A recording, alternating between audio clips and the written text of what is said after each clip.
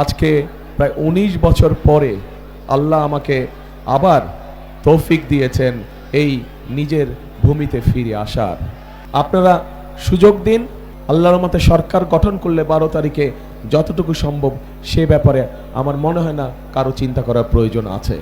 আমি প্রথমেই আজকে আল্লাহর দরবারে শুকরিয়া আদায় করতে চাই। যাই বলি তার সবচেয়ে আগে আমি আল্লাহর দরবারে শুকরিয়া আদায় করতে চাই। প্রিয় বগুড়াবাসী, নিজের ঘরে এসে কি বলবো আসলে আমি নিজেও একটু তাল হারিয়ে ফেলেছি, নিজেও অনেকটা ইমোশনাল হয়ে গিয়েছে আমি। সেই জন্য নির্বাচনী জনসভা বক্তব্য রাখার কথা, কিন্তু কি বক্তব্য আমি রাখবো ঠিক আমি নিজেও বুঝে পাচ্ছি না। ঘরের মানুষের কাছে তো বলবার কিছু নেই। গ্যাসের লাইনের কথা বলুন, এরকম আরো বিভিন্ন উন্নয়নের কাজের কথা বলুন না কেন, যা যা মানুষের প্রয়োজন আমরা চেষ্টা করেছি এই বগুড়াতে কাজগুলো করার জন্য।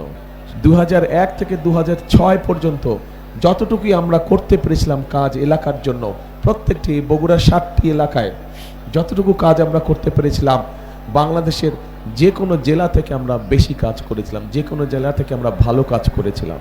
আজকে প্রায় 19 বছর পরে আল্লাহ আমাকে আবার তৌফিক দিয়েছেন এই নিজের ভূমিতে ফিরে আসার।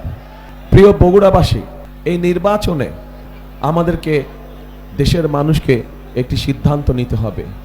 এই নির্বাচনটি শুধু নির্বাচনই নয়, এই নির্বাচনটি নিশ্চিত করবে আগামী দিনে এই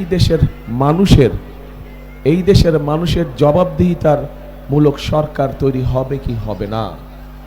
সেই জন্যই আজকে বগুড়াবাসীর কাছে আমার আহ্বান থাকবে, অনুরোধ থাকবে যে এই নির্বাচনটির ব্যাপারে আমাদেরকে অত্যন্ত সিরিয়াস থাকতে হবে। কারণ এই নির্বাচন আমাদেরকে দিক নির্দেশনা দেবে যে আগামী দিনে দেশ কোন দিকে পরিচালিত হবে। আমরা যদি আমাদের প্রত্যাশিত কাঙ্ক্ষিত লক্ষ্যে দেশকে নিয়ে যেতে চাই, অবশ্যই তাহলে আমাদেরকে গণতান্ত্রিক ব্যবস্থাকে প্রবর্তন করতে হবে এবং তার জন্য 12 তারিখের নির্বাচনটা অত্যন্ত গুরুত্বপূর্ণ।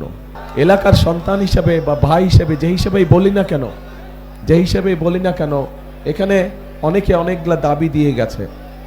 আপনারা সুযোগ দিন, ইনশাল্লাহ যতটুকু সম্ভব আল্লাহর রহমতে সরকার গঠন করলে 12 তারিখে যতটুকু সম্ভব সে ব্যাপারে আমার মনে হয় না কারো চিন্তা করার প্রয়োজন আছে।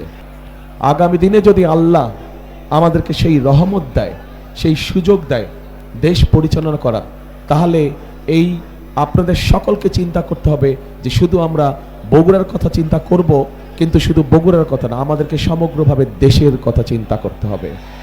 বগুড়াকে যখন আমরা সামনের দিকে নিয়ে যাব, ঠিক একইভাবে আমাদেরকে সমগ্র দেশকে সাথে টানতে হবে।